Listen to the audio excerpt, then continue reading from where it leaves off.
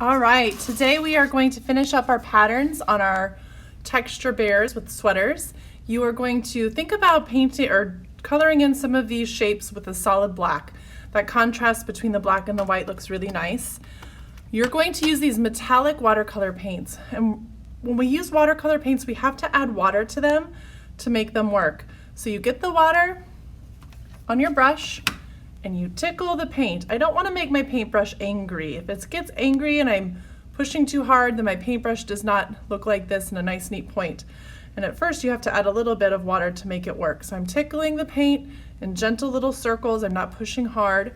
And then wherever I'm going to start painting, I'm going to slowly pull the paint in that section. The nice thing about Sharpie is you can still see it if you paint over it. The metallic you can't see right away. It'll be a little bit more clear when it dries. And you notice how I'm just using the tip of my paintbrush, and I don't really think I need any more paint.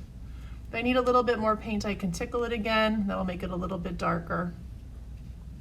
If I want to still use this color, maybe I want to use this color down here in some of these areas. You guys will get to decide how you want to paint your sweater. Now when I want to switch to a different color, I need to make sure that I rinse out my brush. I'm going to give it a little bath. Not going to tap it, I'm just going to kind of wipe it on the side, and then I'm going to switch to a different color. Tickle, tickle, tickle. Again, if you haven't used it yet, if it's dry, make sure you tickle it gently, and then you can go back and paint a different stripe. Now I'm going to show you something here in a second, because since these are pretty small detailed designs, I might not be able to paint inside these Christmas trees, but if I want the Christmas trees to be a little bit of a darker color, I'm going to go on top of them with another color. I've got to wait for it to dry.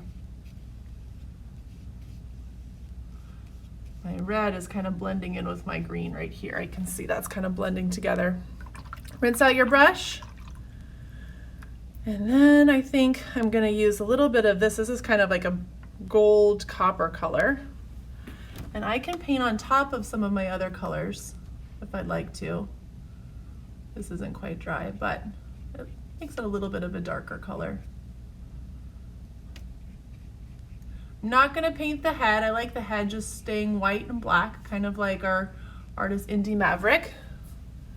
And when you're completely finished painting, you can raise your hand and I will come get it and put it in the drying rack for you.